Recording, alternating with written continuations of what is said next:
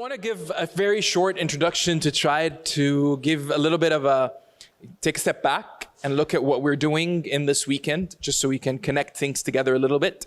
So the idea we had when we were planning for this conference is thinking about what it means to live as a Christian, to follow Jesus Christ in the contemporary world, in the world we live in today. Many times we feel like we do not have answers, we do not have things to say in response to many of the objections we get, but we also struggle to show people the relevance of a Christian message, right? Sometimes the Christian message we have seems irrelevant to people. It seems like it has nothing to offer to the contemporary struggles that people have, right? Sometimes our message is mainly about what will happen to you after you die. And this is what we're offering people. We're telling people, come to Christ so that after you die, you go to heaven, which is true. But in a sense, it says also implicitly that God is not interested in and has nothing to offer you in this life. And that's a very problematic message. Our message is much more than that. We are introducing people to Jesus Christ because he's worth knowing and following, and the relationship with him and seeing the world and living in the world in that relationship with Jesus Christ changes the kind of life we live, gives us a life worth living, a meaningful life. And so our topics are considering a number of things. We're looking at some of the objections, right? We talked about things like science. We talked a little bit about doubt and how we should think about our faith and how we should think about different objections that we get. But we're also talking about issues like, what does it mean to live a life worth living? So Sam was talking to us about that yesterday. Now, today we're going to tackle a number of very sensitive topics, yet very, I think, timely topics, right? So we're going to be thinking about topics that have to do with sexuality, that have to do with sexual ethics throughout the day, and trying to think about what the gospel has to offer, what the gospel has to say about these topics. And this first lecture is going to be a little bit tough, right? But I want to encourage you that that's not necessarily a bad thing, okay? One of the ways that we love our neighbor, that we love people around us, is by putting in the effort to learn to understand and communicate with them in a way that respects them, in a way that shows them that they are important and valuable to us. And that requires work. To be able to truly communicate your faith, speak to those around you, that which you think is so important that you want to communicate, will require you to do a little bit of work, maybe more than a little bit of work. It will require doing some study. You know that it's very interesting that in the Great Commission, Jesus, you know what the Great Commission is, right? When Jesus sends his disciples out in the end before he rises to heaven, he tells them, go and, do you remember what he asked them to do? Make disciples. Teach them everything I have told you. Teach them how to follow, how to live that life. Now, what does it mean to be a disciple? Well, a follower, a student, right? It's someone who learns, a disciple of Jesus is someone who learns from Jesus how to live the life that Jesus lived. A disciple of Christ is someone who learns from Christ how to live the kind of life that Jesus lived. And that is not just something that deals with one part of your life, it's something that deals with your whole life. And that includes your mind. You know, when Jesus talked about the first commandment, he said you are to love the Lord your God with all your heart, soul, mind, and strength. Now, what does it mean to love God with all your mind? For that matter, what does it mean to love him with all your heart? Or what does it mean to love him with all your soul? We might talk a little bit about this today. But one thing I want to emphasize is that as Christians, we are called, part of our calling is to love God with all our mind. And that will help us love our neighbor. And so if you feel like some of the ideas are a little bit challenging or a little bit complicated, that's okay. They might need some work. And I'm going to try to give you the resources. And it might mean that you need to go out of here and have some discussions together. And those who understand more than others can help others understand this deeper. But it's okay. It's okay to find this a little bit difficult and a little bit challenging and struggle a little bit with it. Okay. Let me pray for this day before we go in it, because I think the topics are really sensitive and important. So let's take a minute to bow our heads.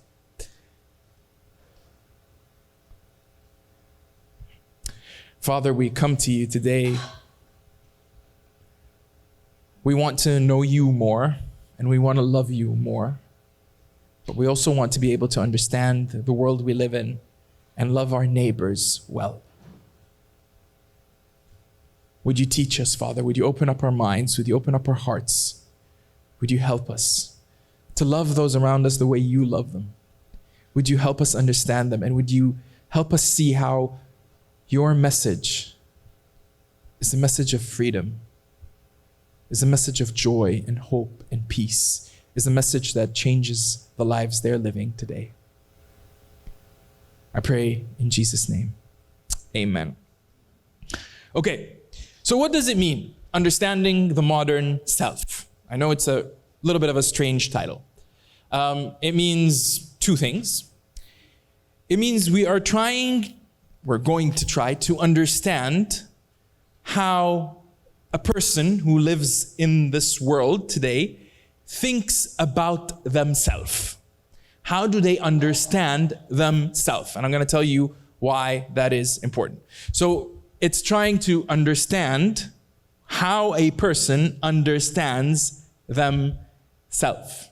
Okay, let's leave it at that. That's the primary thing that we're going to be looking at. This lecture or session is based on a book called The Rise and Triumph of the Modern Self by Carl Truman.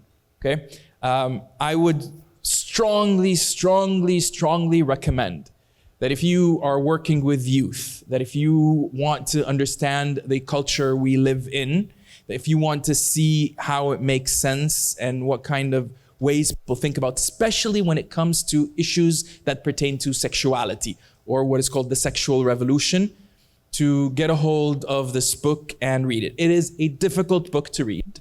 It's a long book to read, but definitely worth the read. So if you are in ministry, if you are working with youth, definitely try to get this book. Carl Truman is a Christian, and this book is an attempt to understand, to make sense of how people think about themselves and how that impacts the way they think about issues that have to do with sexuality and the sexual revolution. Good news for those of you who are feeling that this book might be a little bit too difficult is that Carl Truman recently published a smaller, shorter, easier version of it. And that is called A Strange New World. Now, I have to be honest with you, I haven't read the smaller version. According to Carl Truman, he is simplifying the argument and making it more accessible to a larger audience. So you might want to start with the simpler version, or if you are kind of into the kind of academic spirit and you want to take things more intensely, you can start with the more difficult one. So what is this book trying to do? I had a picture that was supposed to come up here, but something went wrong with my slides, of Caitlyn Jenner. You know who Caitlyn Jenner is, right? Used to be Bruce Jenner, now identifies as Caitlyn Jenner. One of the very famous transgender persons. One of the people who kind of maybe started off a little bit of the movement is a transgender activist, okay? And I also had a picture of a wedding cake. Now, there's this very famous controversy that happened a few years back about this baker who was asked to bake a cake for a gay wedding. And the baker refused, and the issue went to court, and actually court ruled in his favor at that time. But it was a huge thing, right? How could this man refuse to bake a cake for a gay couple? Now, the question that this raises is not only about how do we make sense of these things, but what Carl Truman is trying to think about. He's saying, if my grandfather heard the statement, I am a woman trapped in a man's body, he would not be able to make sense of it. He might have thought it was a funny statement. It just wouldn't make any sense to him. Today, when someone says, I am a man trapped in a woman's body, or I am a woman trapped in a man's body, it makes perfect sense to most of the people who live, especially in Western culture, but also in other cultures. And it is something that is encouraged, supported, affirmed. And to not understand it, or to think that it is strange, or to think that it is ridiculous, means that something's wrong with you. And Carl Truman is asking, what happened so that we moved from a world where this is something that is very strange to a world where this is something that is very normal and acceptable?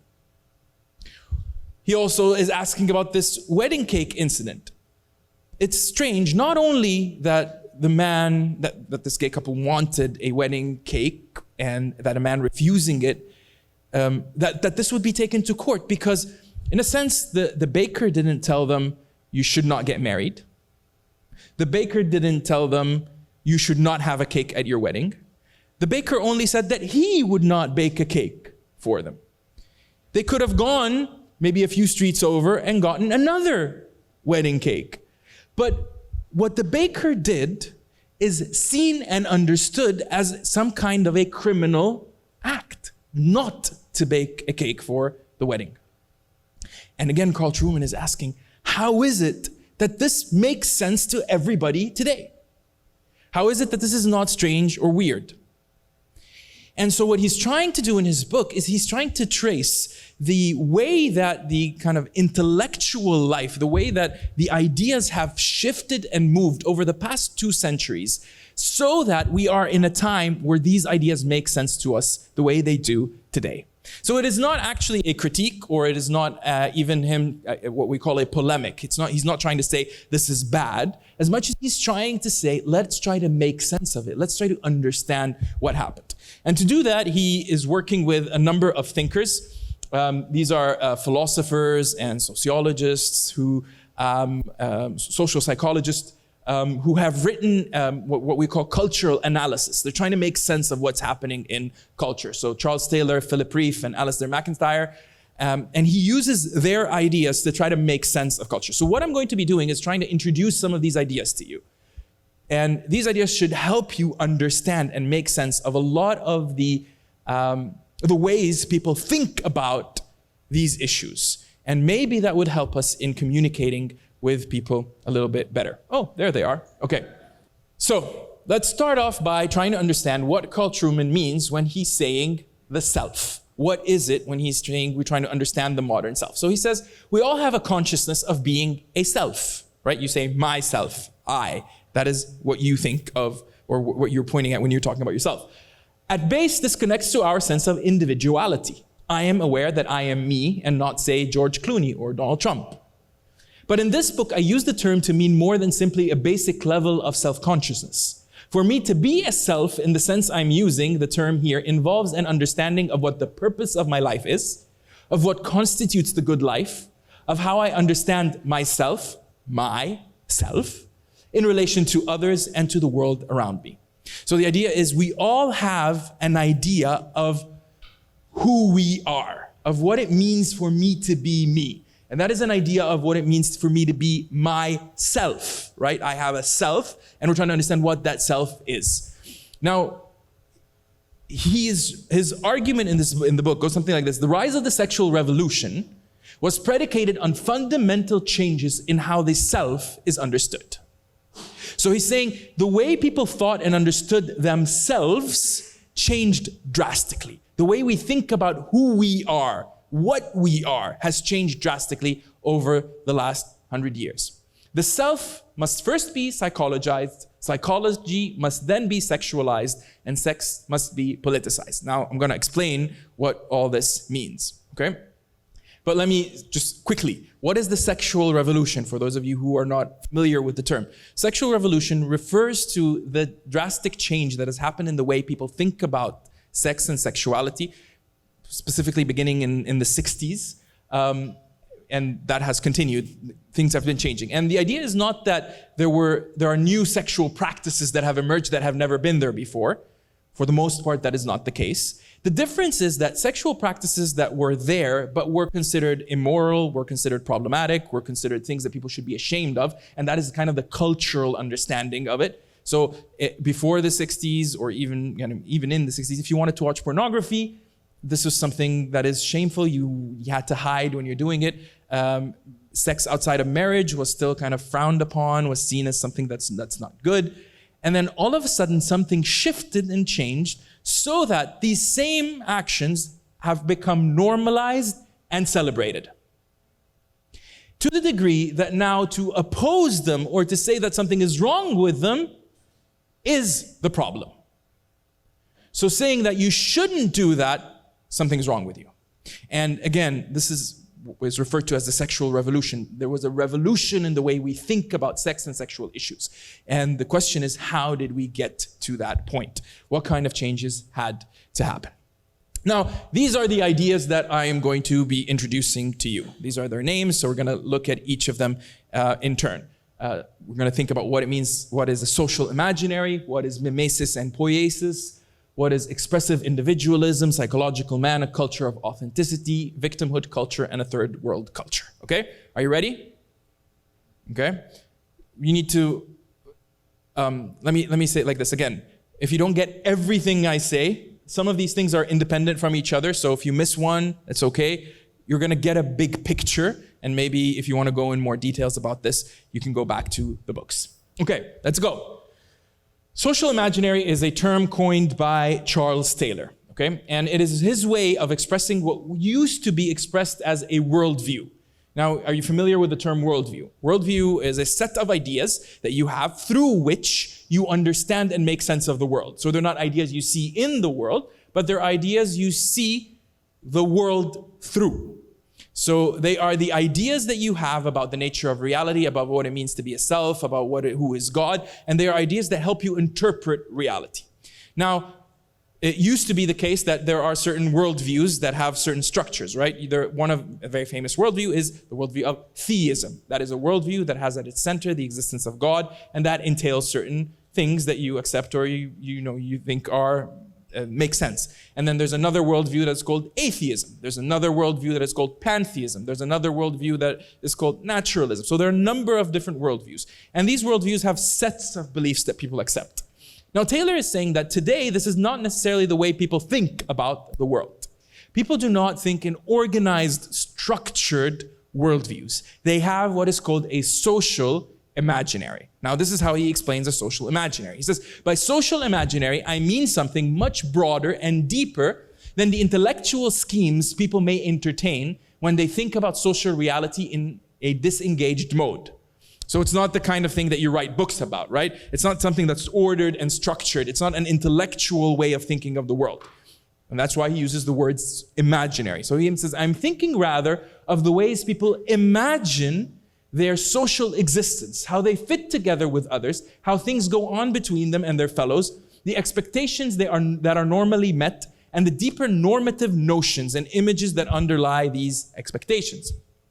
I want to speak of social imaginary here rather than social theory because there are important differences between the two. There are, in fact, several differences. I speak of imaginary because I'm talking about the way ordinary people imagine their social surroundings. And this is often not expressed in theoretical terms. It is carried in images, stories, legends. But it is also the case that theory is often the possession of a small minority. Whereas what is interesting in the social imaginary is that it is shared by large groups of people, if not the whole society. Which leads to the third difference. The social imaginary is that common understanding which makes possible common practices and a widely shared sense of legitimacy. Let me explain. It is not the case anymore, Charles Taylor says, that we have a set of beliefs about the world through which we see the world. Rather, the way people function today is that they have imaginations, stories, legends, ideas, songs that help them make sense of reality. And these things are not always structured in a meaningful way. So when we talked about worldview 10, 20 years ago, we used to think of things like worldview is your answer to maybe 4 basic questions or 6 basic questions. That's how you understand what a worldview is. And people have a worldview. And there was a thing that people used to do sometimes, which is called the worldview survey. You could answer some questions and it would tell you, this is your worldview after you answer these questions. And this was actually a tool that some people would use sometimes in their evangelism, right? They would go at a university campus and they would say, well, what do you think of God? What do you think of human beings? What do you think the problem is in life? What do you think of the solution to that problem? And people would give some answers and they would say, okay, so this fits into what we'd call a theistic worldview, or a naturalistic worldview, or a deistic worldview, and so on. Now, some people were sharing and talking about how these worldview surveys don't work anymore because the answers are all over the place. So someone can have an idea that God exists, but at the same time think of the world as if God didn't exist, and at the same time, or that God doesn't exist, but the universe has a plan for you, and that there is destiny and fate and things move in certain ways. Love is an authority. And they're just a collection of ideas mainly rooted in stories and images. And a lot of these images come from the media, right? So for a lot of people today, if you ask them, what is friendship? Right? I would imagine that the first thing they would think about is a sitcom that has taught us what friendship should be like. If you start asking people, what is sex? What is it for? What are the norms that govern it? What is dating? How should that work? What is good and what is bad? Why is this good and why is this bad? It's not because people have thought this through and have a structured way of thinking about it as much as they are influenced by songs, by stories, by movies, by legends, by things they've been hearing around them all the time. And these form an imagination of what the world is like. And that imagination is a social imagination. It's an imagination of how people live together and interact with each other. And that is the imagination that governs how people live in this world. Now, this is an important idea because what we're trying to make sense of is, what is that imagination? What does it look like? What is the way that people think about the world that they live in? Okay, so that is a social imaginary, okay? First one done. Let's move on to the second one. Here, Taylor will start telling us a little bit more about something about the social imaginary. He talks about two terms. He says, you can have a mimetic view of the world or a poetic view of the world. What does that mean? He says, basically, people used to have what he called a mimetic view of the world. What is a mimetic view? It's a view that says that the world has a given order and a given meaning, and human beings are required to discover that meaning and conform themselves to it.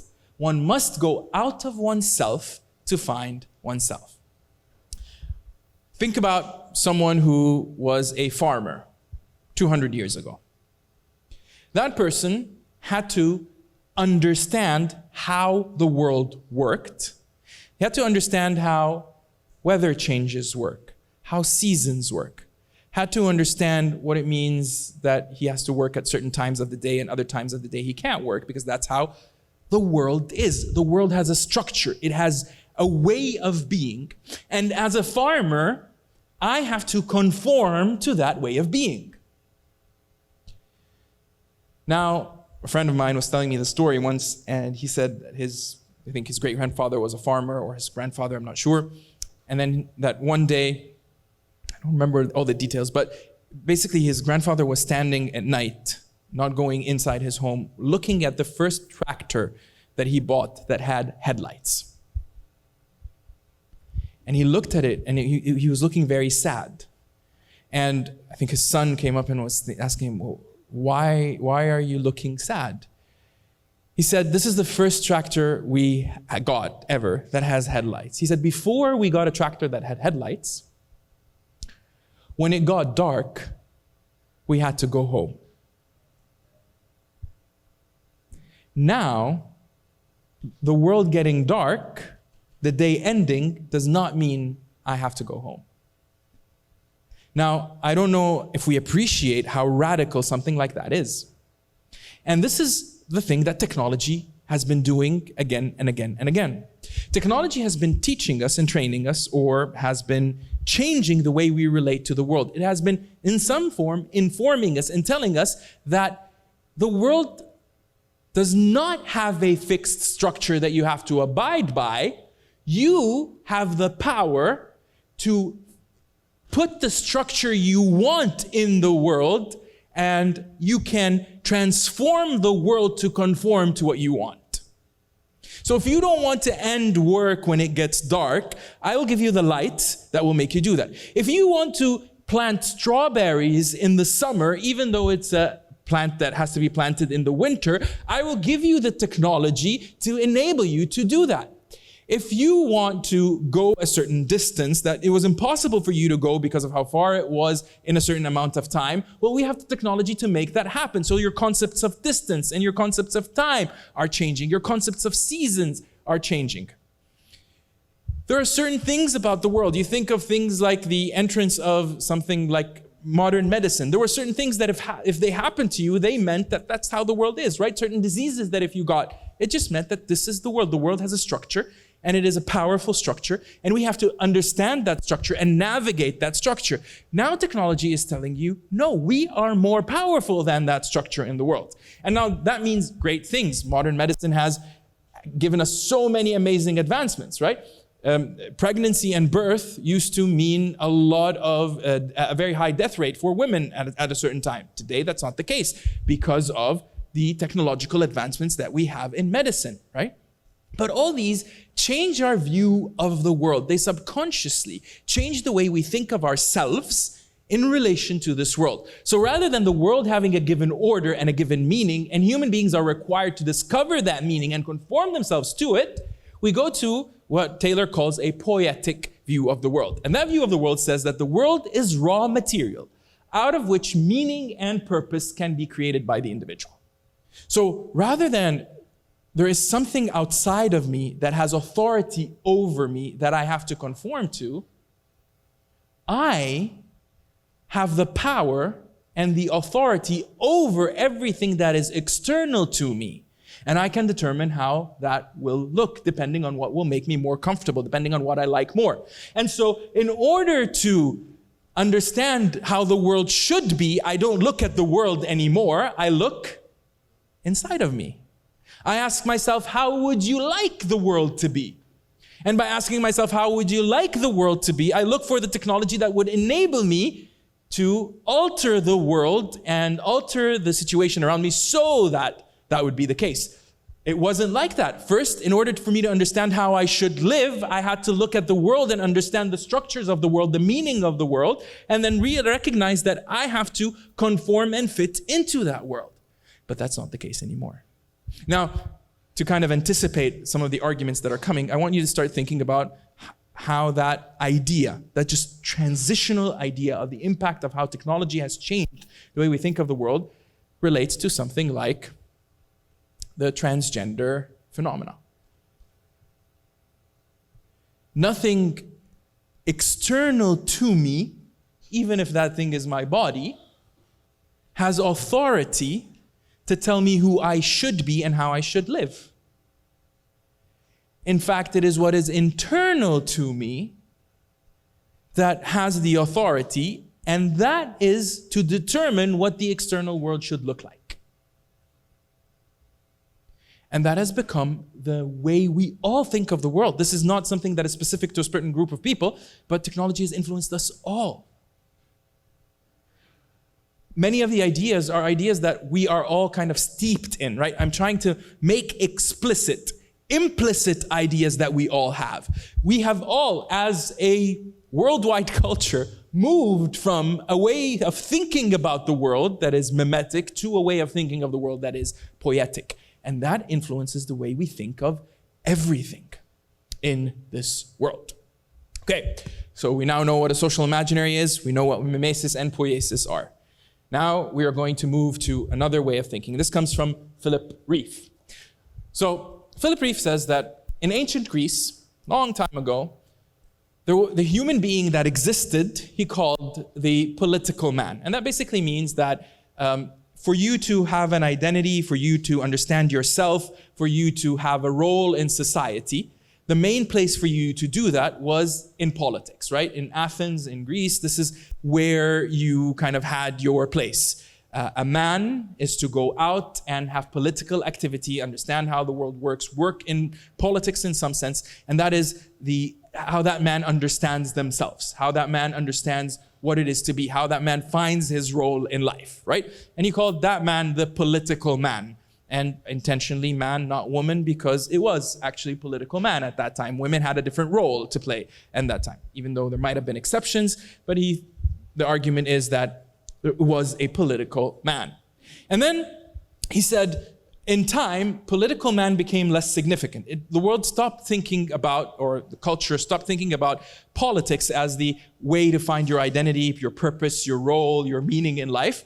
And religion kind of took the place. So you think of the Middle Ages, you think of the time in Western culture where the church has become so powerful. And the way culture became structured was you made sense of yourself, your identity, your role, your purpose, your stage in life, so to say, or your prestige in life came from how you related to religious institutions.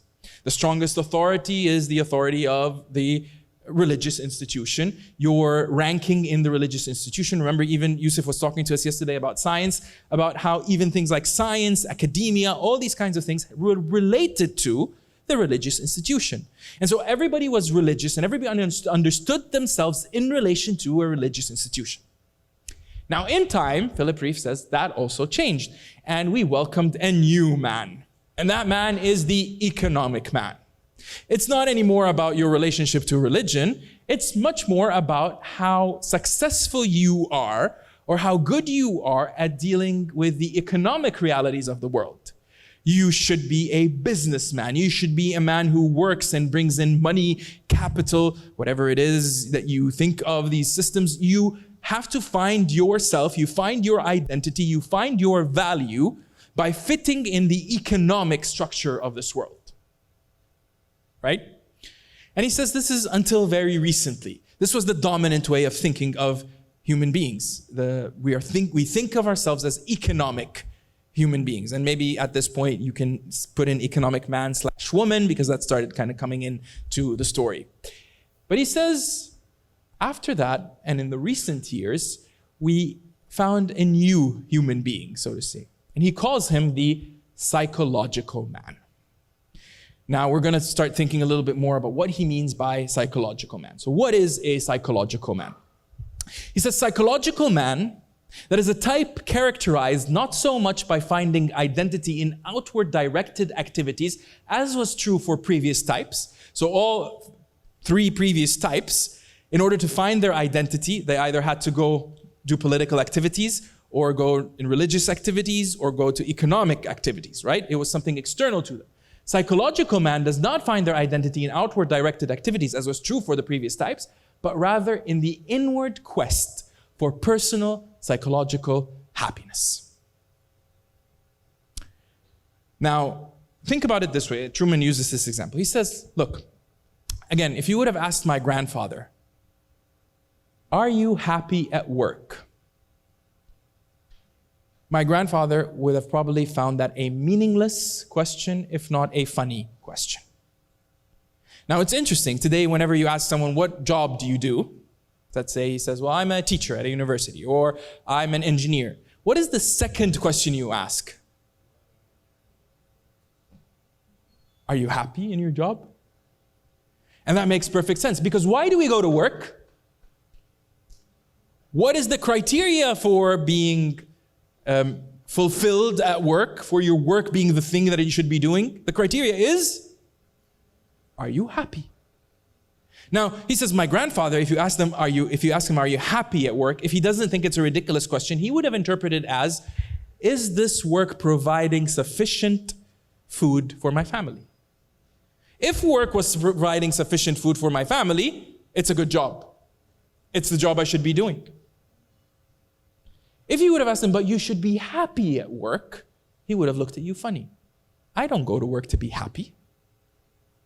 I go to work because I have to go to work, because I should go to work. If he was economic man, I go to work because that's what it means to be a man, an adult who has responsibilities. You go to work. He doesn't go to work to be happy. We, as a generation, why do we go to work? To be happy. Why is that? Well, because the most important question about ourselves, the place where we find our identity, is an inward quest for personal psychological happiness. That's where we find our identity. Now, let me keep going. Taylor has a similar idea to that of Philip Reef, and he calls it this idea of expressive individualism. So he says this. So this is not a quote, it's just me kind of summarizing the idea. He says, one finds their meaning by giving expression to their own feelings and desires. So it's not just that I am looking for my personal, internal well-being and happiness as a psychological man. I also find myself and understand myself and find my meaning by giving expression of these feelings and desires. I have to express my feelings and desires and talk about them.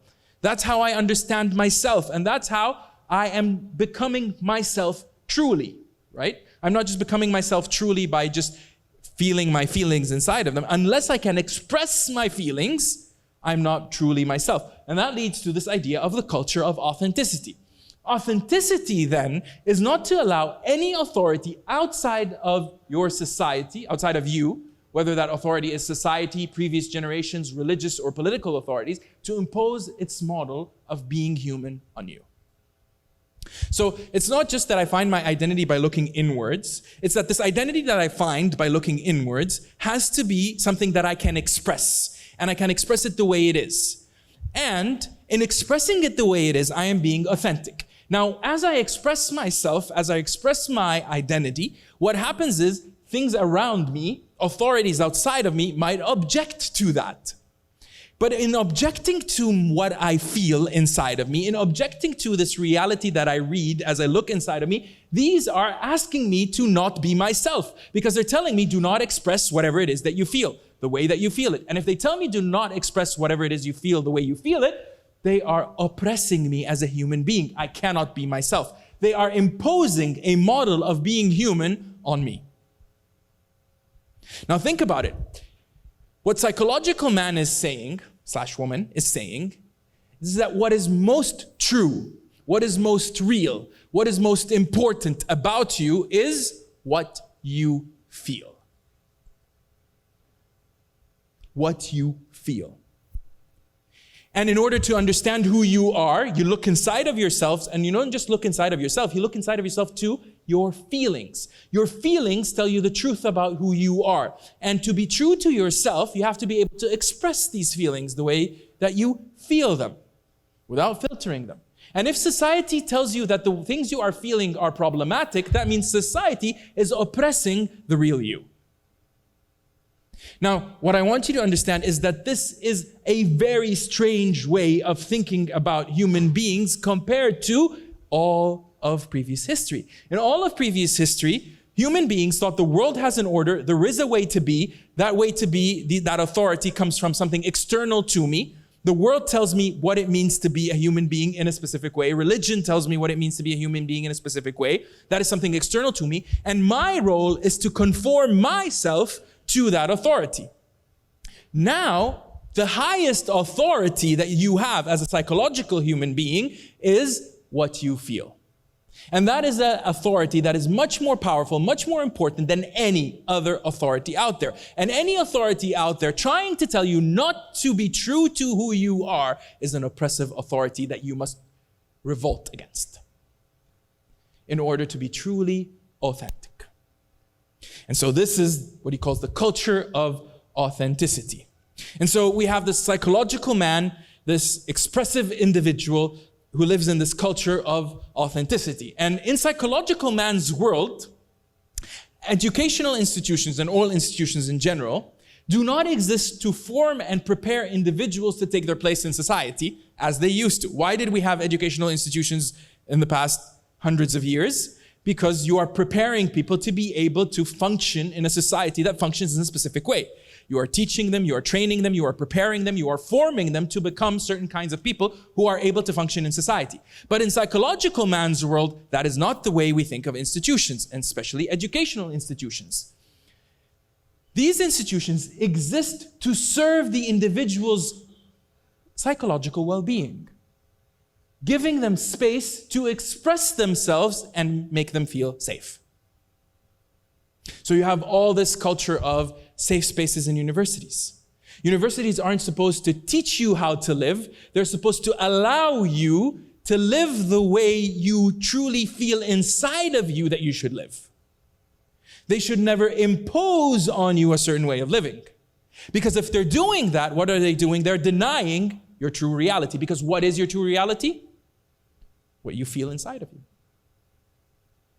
That can't be wrong.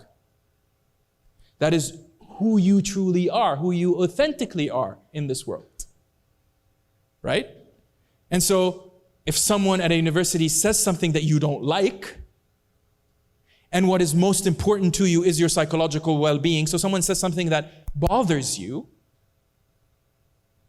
they are doing something radically wrong. And Truman talks about this. He says, if my grandfather would come back from work and say, I am persecuted at work, he would have meant something like, there are people that are coming with weapons and beating me up with sticks. Right? But today when someone says, I am persecuted, it means that there are some people who do not agree with me. There are some people who think that I shouldn't be doing what I'm doing. Maybe 100, 200 years ago, to think that there are some people who think I shouldn't be what I'm doing, that was normal, that's part of life, right? People disagree, there are different people who have different opinions about things. But today, people are demanding that no one should disagree with who I am because I have to be able to express who I am the way that I am. And the most important thing about me is my psychological well-being. Anything that hurts my psychological well-being is the worst thing you can do to me. It goes on to say, one does not get therapy, for example, or an education to learn how to integrate well into society, which was what the purpose of these things used to be. But rather, one is in therapy to be protected and treated from the harms that society causes them through smothering their ability to be their true self. Rather than educational institutions being places where you are going in order to be formed, now educational institutions and therapy are places you are going to be protected, to be allowed to be the way you feel yourself to be, the way you believe you are yourself. The individual should not adapt their psychological needs to the nature of society around them. To do that would mean being inauthentic and disturb their sense of inner well-being. So if you feel like you want to do something that society around you finds problematic, finds wrong, you should never adapt these feelings or tell yourself, I shouldn't feel these things. Now, if you do that, if you say, I shouldn't feel these things because society doesn't accept these things or society thinks these things are wrong, what that means is basically you are being inauthentic. And it disturbs your sense of inner well-being. And that is something that you should not stand for, you should not accept. Rather, society must respect the psychological needs of the individual and adapt itself to them. So it's not you who changes for society, society changes for you. Society has to adapt to your psychological well-being. And then it goes on to say, every individual has a right to happiness and psychological well-being. So you hear that in media all the time, right? You have a right to be happy. What does that mean? Where did I get that right from? What is it to be happy? Is it the most important thing to be happy? Oh yes, that's why we do anything and everything. If it makes you happy, then it must be right, right? Why is that the case? Well, because the most important thing about you is how you feel. And because the most important thing about you is how to feel, and the feeling you want to feel is happiness, then we should determine how we live and what we do by figuring out what makes us happy. So figure out what makes you happy and do what makes you happy. So if something doesn't make you happy, it's bad. It's wrong. If anybody doesn't make you happy, they are oppressing you. They are causing you to not be able to be yourself fully. So any person or institution that causes any kind of psychological pain to the individual has committed a crime against them. Does this make sense? Do you see that kind of analysis, right? Are you following with me? Okay, let's keep going. My identity Who I am is what I inwardly feel myself to be. So when you ask yourself, who am I in psychological man's world? You are what you feel yourself to be. That's the most real thing about you, right? So my identity is what I feel inwardly myself to be. In order to be truly myself, I have to express myself, and society must accept my identity. If society does not accept my identity, then it does not acknowledge my existence. Now that is a crucial point. Society, I need to belong to society. As human beings, we need to belong. And if what is most true about me is what I feel about myself, and I express what I feel about myself, and society tells me you should not express what you feel about yourself that way, then society is asking me not to be myself. And in a sense, this means society is asking me not to exist. And so they're denying my existence. They're not allowing me to be, because they're not allowing me to express my identity the way I feel it to be. In order for me to feel that I am part of society, it must accept and support my identity and self-expression. Now that begins to understand the cake issue. It's not just about me having a cake somewhere, but if society, if people around me don't accept and affirm and support my identity, it is denying my existence, because they're not allowing me to be who I truly am. They're not allowing me to be truly authentic. And that is a crime. That is a big issue for psychological man. I hope what's beginning to come to shape in your minds is just how these ideas, and these ideas, I don't know how you feel when you're hearing them, but I hope they kind of feel very familiar, and I hope that you're struggling a little bit to find the problem with them. Right?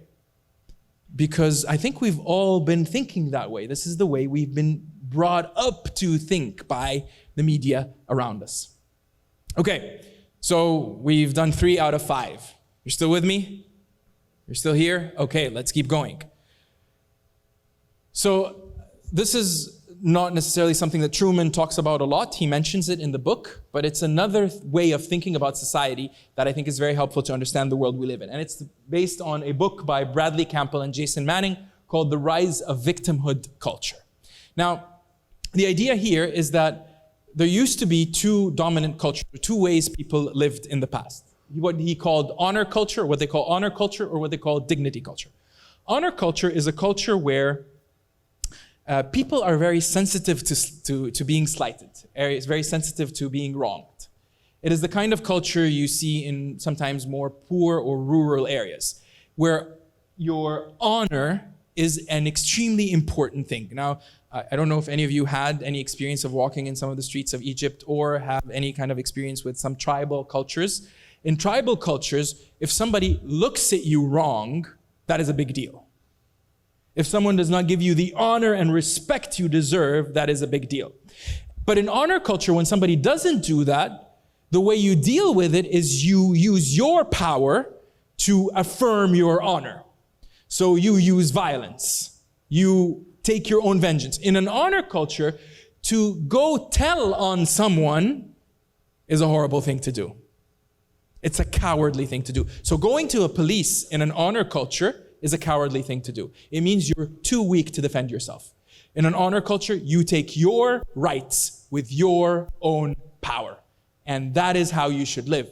And so people raised in an honor culture they demand the respect of people around them. And they talk about this being as a result, for example, of the scarcity of resources. And you have to affirm your position and your power in order to make sure that your family is the family that is able to maintain its status, and by that maintain its access to the goods that it wants to have in that society. And again, it's a very tribal way of thinking, but it's still very prevalent in certain parts of the world, okay?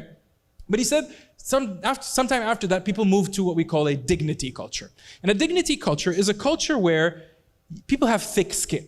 So if you're walking down the street and someone looks at you funny, that's a funny thing, right? You're not slighted easily. Small things are just, ridiculous. But if somebody does something really wrong to you, you don't take vengeance by yourself.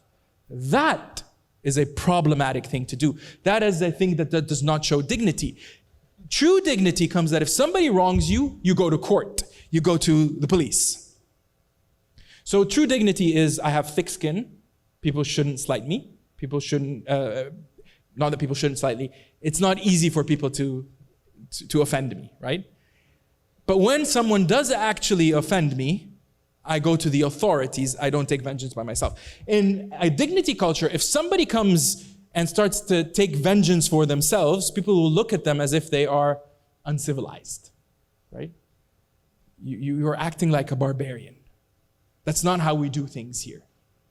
To be a dignified human being is to go to the proper authority and ask that authority to defend your rights. Okay? Now, I said the world was kind of living between these two cultures, but recently a third culture has emerged. And he calls it, and they both call it, the victimhood culture. Now let's look a little bit more about what victimhood culture is. Victimhood culture is a culture where the highest status you can have is that of a victim. So it is a culture where you, like in honor cultures, can be offended very easily. And like in dignity cultures, the way to deal with offense is to go to the authorities. So remember, in dignity culture, you're not offended easily, but when you are offended, you go to the authorities. In honor culture, you are offended easily and you deal with that offense yourself. In victimhood culture, you are offended very easily, and the right thing to do when you're offended is to gather all the power and authorities around you to take your side and defend you against that person who has offended you, no matter how tiny or little that offense is. Okay? And victims in a victimhood culture are untouchable. They are the most powerful voices we have. Some people talk about the sainthood of victims. Victims can do no wrong. Now, I want to be very clear. People who are victimized deserve our support. People who are victims deserve us to stand by them, deserve us to defend them. We should take them seriously. This is not in any way to belittle anybody who has been a victim. But there are some research, there are some people who are talking about that this has created, this way of thinking of victimhood has created a culture where to be the most powerful you can be means adopting the identity of a victim, even if what you've been through is not necessarily something that is massive. But if it is, again, think connected with psychological man. If you feel that what has happened to you is horrible, then it is the truth. And in that sense, you are deserving of all support and deserving of all people standing by your side because you are a victim. Now, listen to this. This is what these two scholars are writing about. They're saying, the result is that this culture also emphasizes a particular source of moral worth. Your source of moral worth is not your honor or your dignity. It is your victimhood. So think about it. If you live in a culture where your source of moral worth comes from victimhood, what are you trying to be? A victim. Which might explain why you get offended very easily. Being a victim gives you power. Being a victim gives you moral worth.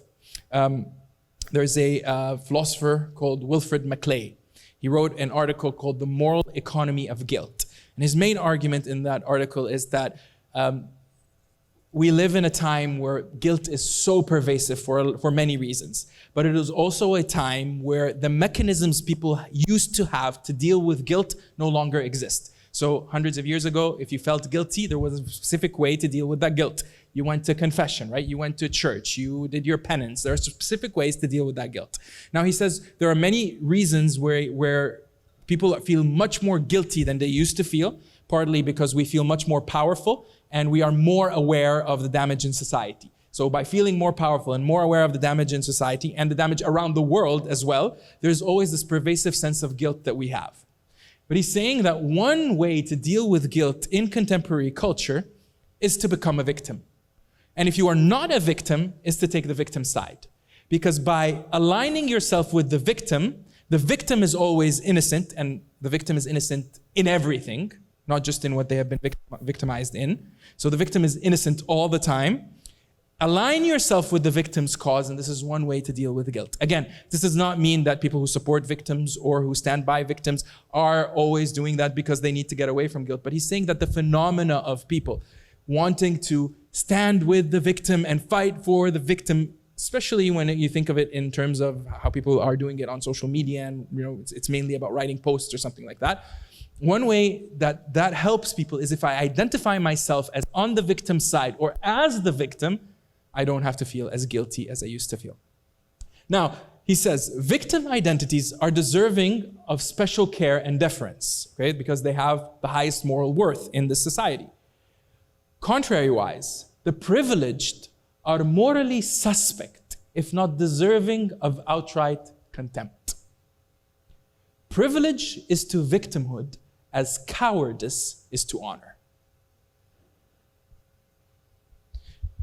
In a victimhood culture, the worst thing you can be is privileged. The weakest position you can be is someone who has privilege. That means if your moral worth comes from victimhood, then privilege means you're immoral. Right? Think about it. Privilege, whether it's financial privilege, whether it is social privilege, whatever kind of privilege you have, means somehow that you are like what it is to be a coward in an honor culture. Again, I think when you start to see that, it makes sense of a lot of the rhetoric that you see around you in the world. Okay, so victimhood culture. We have one more category, and then we are close to an end. So we have, Philip Reef says, we can think of cultures as what he calls first world cultures, second world cultures, and third world cultures. This is not the same as first world as a certain part of the world and second world as a different part of the world. This is not the division of prosperity in the world that we think of, okay? So it says this is a way of thinking about cultures. He says first world cultures were the cultures that understood themselves and made sense of their moral structures in the world through appeal to mythology. Okay, so these were the people who had a lot of gods, right? They had Zeus, they had the different pantheon of gods in Athens and so on. And they understood their moral reality, their moral world, by appealing to these mythological stories and structures. So they justified what they did through the way they understood the mythology, the kind of, let me say, spiritual reality that they believed existed at that time. Then he says we move to what he calls a second world culture. A second world culture is similar to a first world culture. The difference is mainly that instead of having a pantheon of gods, instead of having mythology kind of govern our ways of thinking of moral structures and societal norms, now what we have is religion, right? And it's much more fixed, it's much more stable, right? There's one God, and that one God has created the world with things that are sacred, with certain norms that we should follow. And again, that culture justifies itself, justifies its moral norms, justifies the way it does things by appealing to that which is sacred, by appealing to a reality that is bigger, a reality that is higher, that is transcendent to that world itself. But then he said we move to a third world culture. Now, what is a third world culture? So in first and second world cultures, morality is justified by appeal to something transcendent. Third world cultures justify their morality without appeal to anything external to them. Nothing is sacred. So think about it. Sometimes when you want to ask someone like, why should I do X or why shouldn't I do X? There are different ways of answering that question. One way that used to be meaningful is because the Bible says you shouldn't do that. Why is that meaningful? Well, because the Bible represents a transcendent authority, and that transcendent authority has authority over us. It tells us how we should live. That is the way a person who lives in a second world culture would argue for some of, at least, the social structures, the social norms. But someone who lives in a third world structure would tell you, well, there is nothing transcendent. To tell me what I should do and what I shouldn't do can only be justified by things that are imminent, by things that are in this reality. There is nothing transcendent. This idea that there are things that are sacred is an idea that says that there are things that have some connection to the transcendent realm. And that thing, so let me give you an example. In a second world culture, sex is sacred. There are certain things you do and there are certain things you don't do because sex is holy, is sacred. It is something that has some kind of connection to the divine. But you lose that connection in a third world culture and nothing is sacred, then the only argument you can give me for why I should do or shouldn't do something has to be something that has to do with the world we live in. So every argument has to be what we call consequential arguments. What are consequential arguments? Your only way to argue for something is that the consequences are going to be bad. That's the only way you can argue. The consequences are not going to be good. And if you can show me that there are going to be bad consequences, then what I'm doing is not wrong. But also think about this. What are bad consequences in a third world culture? What is the most important thing for you as an individual? To be happy. So what is a bad consequence? It doesn't make me happy. What is a good consequence? It makes me happy. Well, and think of, now I'm trying to connect things together. Go back to mimesis and poiesis. Sex outside of marriage was problematic for a number of reasons. Why is that? It led to diseases. It led to unwanted pregnancies. It led to many problems. But now we have the technology to deal with these consequences. And as we deal with the consequences, we get rid of every argument that would have worked in a third world culture. And now we say, well, look, sex outside of marriage is not a problem. Why? Well, because we have birth control of different kinds. And we have antibiotics of different kinds. And we can deal with whatever diseases, whatever problems that come out. So we can deal with the consequences. So it used to be that some of the things we thought were wrong, we could argue they're wrong because they have bad consequences. But what if now we have the technology to deal with the consequences? Well, then we can do what would make us happy. Even if that thing would have had bad consequences before, it doesn't have bad consequences anymore. And the only thing that could have convinced me not to do it was that it had bad consequences before.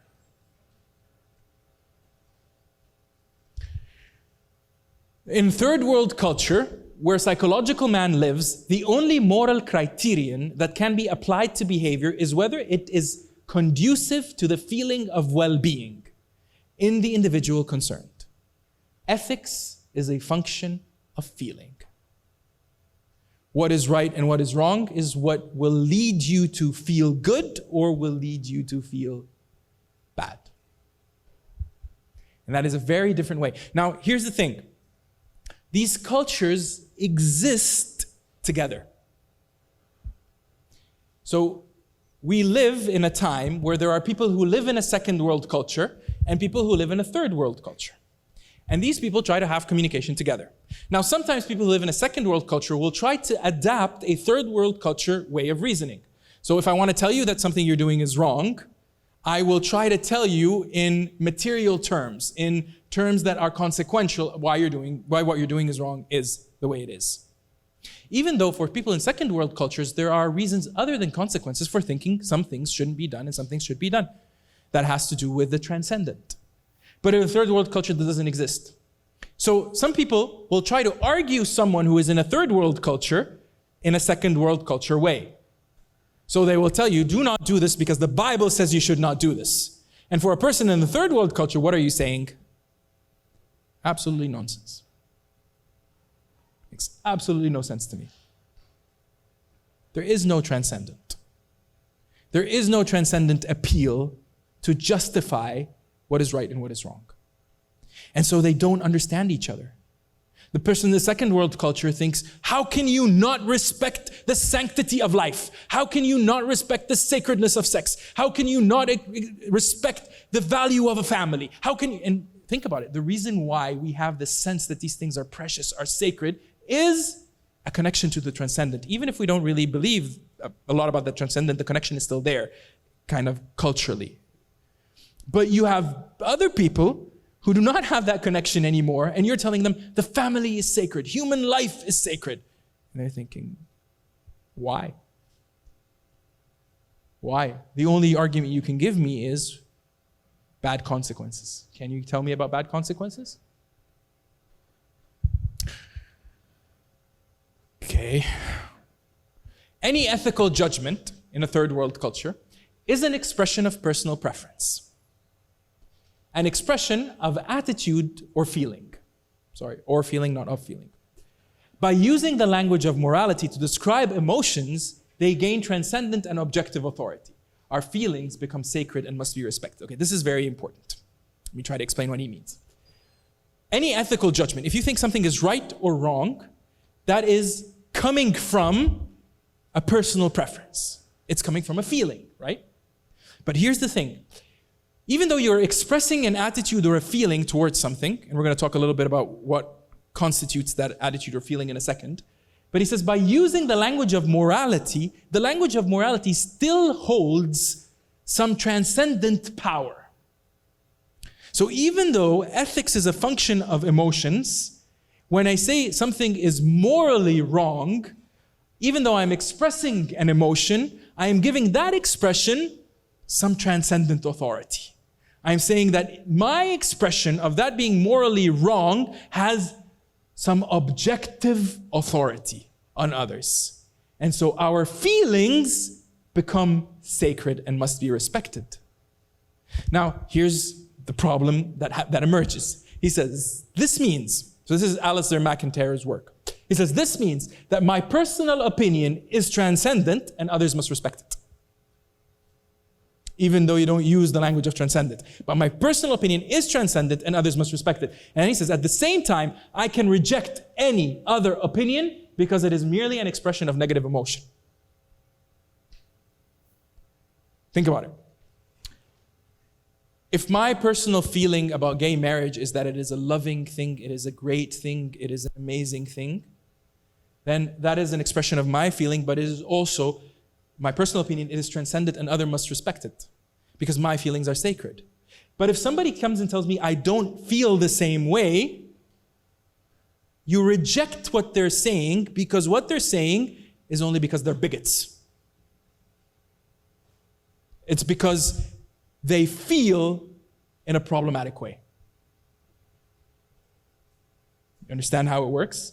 So there's a kind of a double standard. And that works both ways, right? It works with when people accept the way we feel, we think that makes sense because what we feel is somehow transcendent. And when people don't accept it, well, it's because these people are a problem, that something is wrong with these people.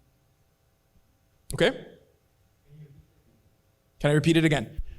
Because my personal feelings are what tell me what is morally acceptable and what is morally wrong, my personal opinion has moral authority. If somebody rejects what I feel, then I can reject their rejection just because it is a feeling. So even though my feelings are sacred, if a person has feelings that are contrary to mine, I reject them because they're merely feelings. Okay? So this is I think he's a sociologist, social psychologist named Jonathan Haidt. And in one of his books called The Righteous Mind, he's trying to think about how it is that we form our feelings about things, right? How is it that we form our moral, what he calls them, our moral taste buds? Why is it that some things are acceptable, are good, and other things are not acceptable and not good for us? And he's basically argues that at the moment, especially in his book, The Righteous Mind, he's trying to compare the right and the left in the US in terms of their moral taste buds. And this is this description of the moral left, right? The liberal side and the kinds of things that form the moral taste buds. So he thinks there are three basic questions that form the moral taste buds of somebody who is a liberal living today in the West. He says these things are: is it harmful or caring? First question. So something seems to be harmful, it is morally wrong. If something seems to be caring and loving, it is morally good. Second thing, is it oppressive or is it liberating? So if something seems to be oppressive, it is morally wrong. If something seems to be liberating, it is morally right. Third thing is it discriminatory or is it fair? Does it discriminate between people or is it fair? Does it treat everybody the same way? Now, think about this. Gay couple is getting married. They love each other. And someone wants to stop them. Is trying to stop these two people from getting married harmful or caring? It seems to be very harmful. You're trying to stop people from caring for and loving one another. Is it oppressive or is it liberating? It's oppressive. You're taking away their freedom from them, their freedom to marry. Is it discriminatory or is it fair? It's discriminatory. You're not applying the same thing to other couples who are getting married. Now, if these are the questions that form your moral taste buds in a third world culture, where there is nothing transcendent, there's no other way of arguing, there's no other way of thinking of ethics, then it's really hard to have this conversation. Now, I'm trying to explain this to you because I'm trying to help you see how certain kinds of rhetoric come across when being said. And I hope that is becoming clearer and clearer. Okay, so very quickly, what Truman will continue to do in this book is he will try to trace the philosophical roots of the positions that we have today. And the main idea, and this is a good idea for you to understand in general, the ideas we live by today are usually ideas that have come from thinkers, philosophers, sociologists, who have written them in very complex books that very few people have read, right? And very few people are interested to read. But very few people read them. And these people who read them will take these ideas and put them into art. We'll put them into media. We'll put them into movies. We'll put them into songs. And then we will consume the songs. And as we consume the songs, these songs will shape us according to these ideas, right? And this is why reading philosophy is important, right? So many of us are very influenced by Sigmund Freud, but very few of us have read Sigmund Freud. So every joke in a sitcom that says daddy issues, have you ever heard that? Okay? This girl has daddy issues, or this boy has mommy issues, okay? That is Sigmund Freud. Now, how many of us know who Sigmund Freud is and know what it is that Sigmund Freud said about daddy issues? He didn't use the word daddy, obviously, but, right? But that's the thing. We don't know that this is what Freud said. We don't know that this is what Nietzsche said. We don't know that this is what Karl Marx said. And yet their ideas and many other people's ideas are very influential. And sometimes when we understand the ideas, we are able to deal with them better. So what Truman continues to do in his book is he traces the roots of them of the ideas. So he talks about a philosopher called Rousseau. And Rousseau, what he did was he psychologized the self. He's one of the people who made the move of telling you yourself is your psychology. Yourself is what you feel. That is the most primary thing about you. And he wrote a lot of that, and then a lot of poets used these ideas to kind of instill them into the way that general people think about it. And then he said Freud came along, and Freud sexualized our psychology. What does that mean? Basically means that, well, Freud told us that not only are your feelings the most important thing about you, your feelings are primarily sexual. So your sexual feelings are the most important thing about you, not just your feelings. And then other people like Reich and Marcuse, building on people like Karl Marx, politicized our sexuality. So they said that it's not just your sexual your sexual feelings are what is mostly true about you, but in order to truly be yourself, you have to be able to express and live out your sexual feelings, and that is the utmost political issue. And all oppression is sexual oppression, and so we have to revolt against all kinds of sexual expression. Now, how many people know these names or have read these books? Very few. How many people are influenced by them? Everybody is. And this is why I recommend reading the book, because he kind of lays out the ideas and shows us how these ideas have come together and how they work. So now, this is practical application, okay? I'm applying these theories on a moral issue, and that moral issue is the issue of abortion, okay? Peter Singer is a contemporary philosopher And he is what is called a utilitarian philosopher. So he's a philosopher that argues morality based on consequences. And the consequences being whether this gives what is called the maximum happiness to the maximum number of people. So an act is right if it produces the maximum amount of happiness, or the greatest amount of happiness to the greatest number of people. So this is an ethical framework, okay?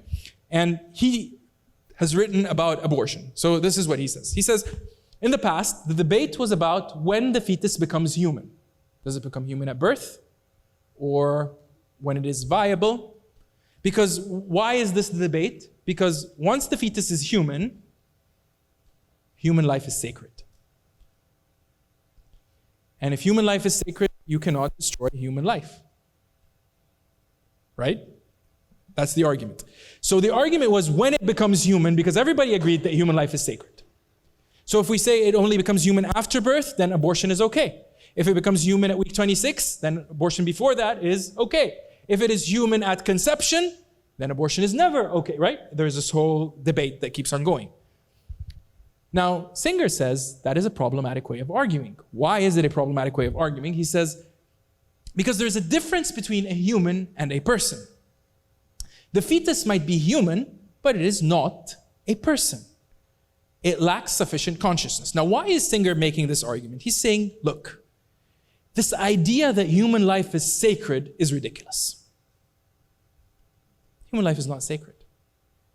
Human life is as significant as any other creature's life that has similar levels of consciousness. What makes a person is their ability to have certain levels of consciousness, to experience pain or pleasure, or to be able to reflect on that pain and the pleasure. These are the things that make it human. And this is what means you should not harm another human being, right? And he says, think about it. You have no problem killing a cow in order for you to have a meal. It produces enough happiness, and the cow is not very conscious. But he says, well, is a fetus more conscious than a cow? Probably not. Well, if a fetus is not more conscious than a cow, why are you privileging the fetus over the cow? If it will bring more happiness, more comfort, if it will bring goodness to the family, that this fetus is aborted, then the fetus should be aborted. Well, no, because the fetus is human. Well, he says that doesn't matter. Why should it matter? Well, you'd say because human life is sacred. No, nothing is sacred. Human life is not sacred. So he goes on. The type of arguments used by culture are emotional and are remnants of a previous age. This idea that this is sacred or whatever, this is remnant of a previous age. We must get rid of any concept of the sanctity of human life. And you know what that means? My suggestion, this is a direct quote, my suggestion then is that we accord the life of a fetus no greater value than the life of a non-human animal at a similar level of rationality, self-consciousness, awareness, and capacity to feel. That is the value of a fetus. The value of a fetus is the same value of any non-human animal that has the same level of consciousness. Now, that has radical implications, and he is not afraid to go to these implications. He goes on to say this does not only apply to the fetus, but to the newborn. How much consciousness does the newborn have? When is a newborn conscious? After 6 months of being born? After a year? After being 2 years? Not only to the newborn, the severely mentally impaired. If someone is severely mentally impaired to the degree that they do not have sufficient consciousness, then they have the same value as a non-human animal. He talks about this thing called speciesism, right? It's like racism, but speciesism is this idea that we privilege one species over other species. Why should you privilege humanity over other species? You know where that idea comes from, that humans are more valuable than animals? It's a transcendent idea. It's a second world culture idea. In a third world culture, that idea has no grounding. So he has to find a different grounding. So the grounding is consciousness. So what about people, grown-ups, elderly people who suffer from dementia or suffer from severe dementia? So he talks about assisted suicide, right? In these cases, maybe that's the right thing to do. But he says abortion can be immoral in a specific circumstance, a specific situation. He says abortion is only wrong if it causes psychological harm to the family. Notice, what is the most important thing? That the family that is conscious does not experience psychological harm. So if having an abortion will cause psychological harm to the family, then abortion is wrong. It's immoral. Or if the birth of the child will lead to a greater happiness to another couple that would adopt it. Happiness is the criteria. If the birth of the child, if the child can be taken and given to another couple, and that couple will have more happiness, and the family that gave birth will not have any psychological harm, then it's a good thing to do. Now I want you to notice how that argument works. That argument works in a third world culture where there is nothing transcendent and therefore nothing sacred. It's a very different way of arguing. We used to argue these issues in very different ways, but we live in a different world. So, if you have these kinds of ideas, this is what Truman calls the infrastructure of the intellectual life we live in today, right? The infrastructure of the revolution, of the sexual revolution. Now, I'm going to critique one basic idea, and I think it is one central idea in this whole system. That idea is as follows.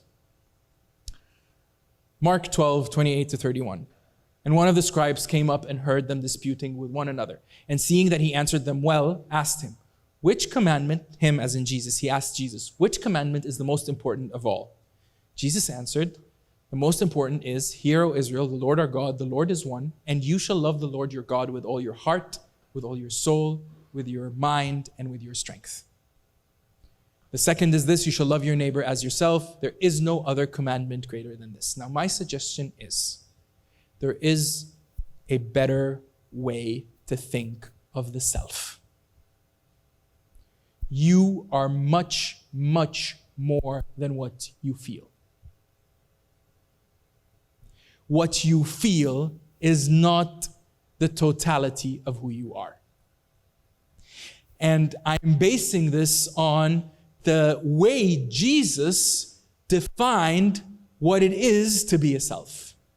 My argument here, based on the work of Dallas Willard, and I'm going to explain that in a second, is that our human self consists of these elements. Consists of your heart, your soul, your mind, your strength, and your social existence. That is what it means to be a self. Now, what has happened in the modern world is that we have been reduced to only one element, and interestingly, that element isn't even the heart that Jesus uses here. It's a fraction of the mind, which is our emotions. Now, a philosopher who has talked greatly about this, and I cannot recommend him strongly enough, is Dallas Willard, especially a book called Renovation of the Heart. Now, Dallas Willard, Christian philosopher, brilliant man. I think you should definitely, after reading all of C.S. Lewis's books, and then reading Carl Truman's book, and then reading all the books that Yusuf recommended about science and Hussein recommended about life worth living, you should definitely pick up some of Dallas Willard's books. He has even videos. He's not the most entertaining speaker, but he is thoroughly profound, okay? So here's what Dallas Willard says. This is what it means to be a self, right? He says, at the core of who you are as a self is your heart. And he says, your heart is the same as your spirit, and it is the seat of your will. It is when Jesus says, love the Lord your God with all your heart, he means with all your will, with all your capacity to make choice. That is at the core of who you are. But he says, right after that, right around that, and these are all interrelated, you have your mind. And your mind consists of two things. It is your thoughts and your feelings. So it's interesting because we think of emotions in the heart, right? When the Bible talks about the heart, it doesn't talk about emotions. It talks about the will, right? When the Bible, or when Dallas Willard here at least is talking about the mind, he says, your emotions are part of your mind. Why is that? Because every emotion has thought components. So think about it. What it is, for example, to fear something. To fear something is to have a certain idea that something is dangerous. And then when you come across that thing, that you have an idea that it is dangerous, an emotion called fear rises inside of you. So if you change your ideas, what will happen to your emotions? They will change. Think about it. If I'm scared of dogs, it is because I have a deep-seated belief inside of me, a thought that says dogs are dangerous. So I'm walking, I'm not afraid until I see a dog. When I see a dog, that stimulates this idea inside of me that says that dogs are dangerous, and that results in fear. Now, if somebody tells me, don't worry or don't be afraid, they are not helping me. Right? To tell someone who is afraid that they should not be afraid is the same as telling someone who is very cold that they should not be cold. Right? It makes absolutely no sense. Nobody has ever stopped being afraid because someone told them not to be afraid. At all. I really encourage you to stop that as a practice in life in general. Okay? Okay. But here's the thing. You can change the way you feel by changing the way you think. If I convince you, give you enough arguments so that you believe that dogs are not dangerous, if you see a dog, you will not be afraid. Now that is a process because changing what you think is not easy, and having that lead to changing what you feel is also not easy. But it is possible. It happens. It can work. Out of personal experience, I have an experience with dogs. That is exactly what I have been describing. It took me years, but I'm not afraid of dogs anymore. I used to be terrified of dogs, right? But here's the thing. Your mind are your thoughts and your feelings. And every feeling you have, almost every feeling, 95% of your feelings, have a thought component. The way you think will determine how you feel. Now, you know what that says? Is that your feelings might be rooted in or based on problematic thoughts. And so to guard what you're feeling at any cost, instead of trying to think about what the problematic thoughts might be that are producing some of these feelings, is a very strange thing to do. And then he talks about the body is part of who you are. Now that is a radical idea. Because in this framework that we have been hearing about, your body is not part of who you are. Who you are is what you feel inside of you, and your body can be an obstacle to who you are, rather than part of your identity, of who you are. And it goes on to say that your social existence is part of who you are, and your soul, and he talks about the soul as that part of you that relates these things and connects all these things together, making them one whole. Now, think about this. As a result of the fall, every element, every feature, every part of this system was influenced, damaged in some sense. And the idea is when we come to Christ, what Dallas Willard talks about as spiritual formation is the process of learning to change, alter, and harmonize these things towards the good life, towards being like Jesus. Now you understand how that is a radically different way of thinking about these issues. And that's what I want to leave you with. Jesus has a different way of thinking about this. But that way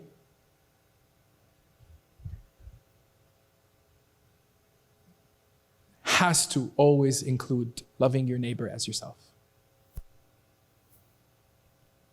Every time you talk with someone who disagrees with you, every time you talk with someone who thinks that the way you think is ridiculous, or you think is acting or living in a way that you do not agree with, you need to think really hard about what it means for you to love that person as yourself.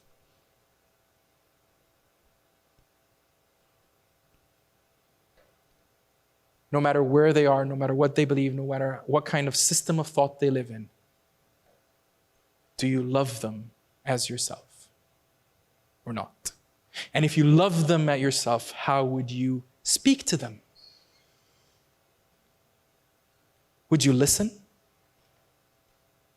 Because one of the things that I came out after thinking about these issues was, these are very powerful intellectual influences that are affecting everybody, including me.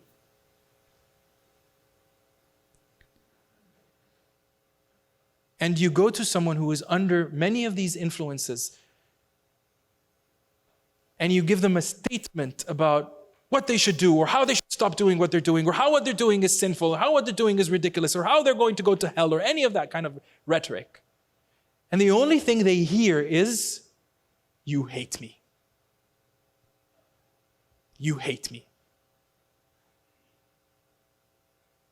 That's not our message. Now, I don't have easy solutions, but one starting point is, if you want to love someone, you might need to get to know them. You might need to listen to them first. You might need to put in the effort to understand them. Because a lot of our generation is a generation that is struggling. The rates of depression, the rates of self-harm, the rates of people who are hurting because of so many different things, the rate of broken families. People are struggling. People are in pain. People are lost. People are trying to live a meaningful and good life. And some of them are confused. And if you believe that Jesus Christ is worth following, and that Jesus Christ has an answer, and that Jesus Christ can restore my humanity in a way that makes me whole again, that gives harmony to the different parts of who I am, that is a message of love. And if you cannot tell this to someone and make it appear to them that this is a message of love, then maybe you need to rethink how you're talking with someone or communicating with that person. And this is what maybe a couple of the coming lectures are going to help us think about a little bit more, when we start thinking of more specific sexual issues or more specific ethical issues that have to do with that.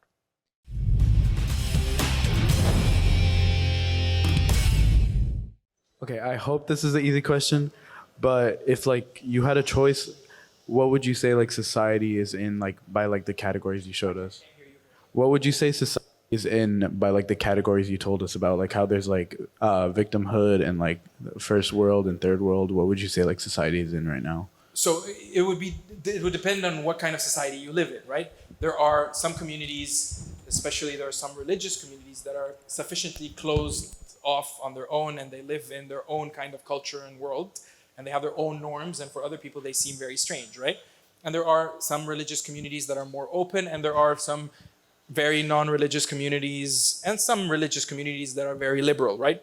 And so I can't make a general statement, but I want to say that by looking at the kind of authoritative language that comes through media, it makes sense to us if we put in all these categories together, right? Third world culture with victimhood culture, with expressive individualism and psychological man culture of authenticity, and trying to think of mimesis and poiesis. So we live in a poietic culture rather than a mimetic culture. So we live in a kind of, these are all ideas that are kind of working together to describe the situation in many places in the world, I think.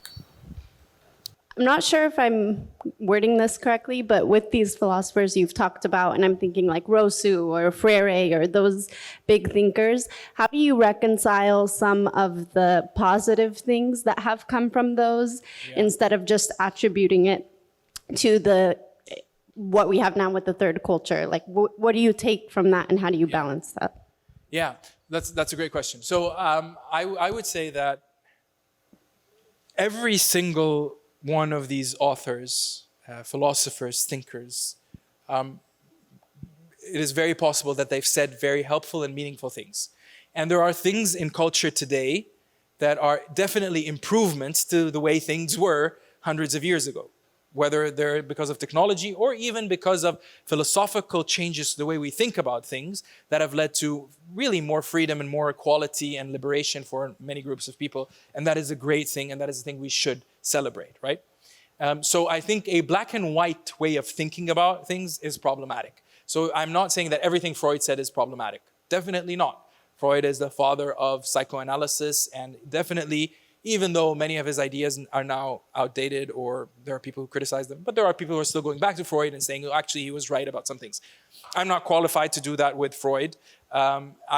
It's always a challenge when reading for example, for me, when reading a philosopher, to try to start by understanding that philosopher and seeing the world through their eyes before critiquing them. And I think we need to do that and realize, okay, well, that person does have really good things to say and things that are helpful, but they also have problematic things to say. And this is a mature way, I think, of dealing with some of these thinkers. So yeah, I don't want to say that all these philosophers are problematic in everything they said, but I do want to say that some of the ideas that they did say had problematic consequences, I think. Yeah.